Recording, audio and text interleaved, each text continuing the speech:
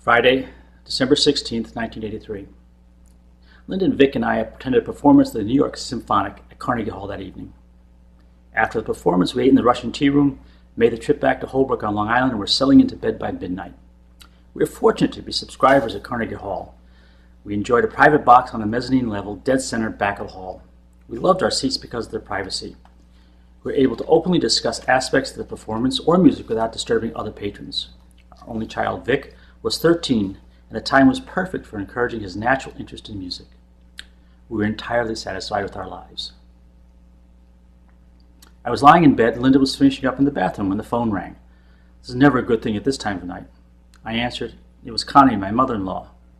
Victor, what should I do? Danny can't breathe. He took Brioschi 20 minutes ago, and he still can't breathe. Come quick, I need help. Why was she giving him an antacid for breathing problems, I thought. My father-in-law had a history of lung problems, having lost one lobe to emphysema and collapse. This sounded more serious than she realized. It will be at least 25 minutes before we can get there. You better call 911 now. Linda poked her head out of the bathroom as I hung up. What's happening?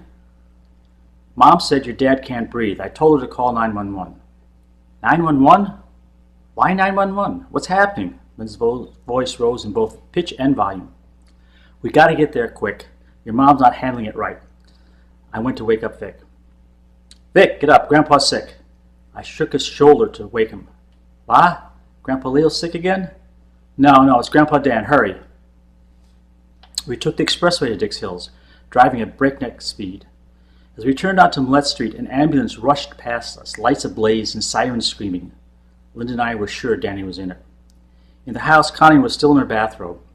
Linda forced her to throw on some clothes and found out where the ambulance was heading. Huntington Hospital emergency. I know Huntington Hospital all too well. A year ago, my father spent a month there suffering through peritonitis at the hands of doctors who didn't seem to know how to cure an infection. This was followed by surgery to remove 12 inches of bowel that was destroyed by the infection and the installation of a colostomy bag. This place was on the wrong side of a dark road. The nurse's desk in the emergency room was on the wall furthest from the entrance. Halls flanked the desk at angles that made it difficult to see into their passageways. There were several dozen seats mostly taken. The heaters by the entrance were blasting, and the heavy air was tainted with the stench of ammonia cleanser. After checking at the desk, we settled in to wait for good news. We performed our amateur analysis and decided that Denny's lungs must be heavily congested. An injection of adrenaline would clear them just like it had several times in the past. Soon we'd see his wide smile and hear his booming voice again. Sitting next to us was a youngish woman who rocked back and forth slowly. Occasionally little moans escaped from her. We felt her pain so completely when a nurse came around the corner, shaking her head slowly. She had lost her son. Connie tugged at Linda's jacket. Poor unlucky woman, Connie said. She's all alone now. Vic sat quietly next to me, seeming strong beyond his years. He was holding his mother's hand for her comfort. The PA system squawked. Linda's head snapped to the left as she peered down an unseeable hall. Daddy, it's Daddy. I hear his voice. I shook my head. No, that wasn't him. The PA had instead made a code blue announcement. Vic looked at me and mouthed the words. I silently shrugged my shoulders and shook my head. At the time, I had no idea what code blue meant. Eventually, a nurse came to fetch us. Are you Mrs. Trattori? Please come with me.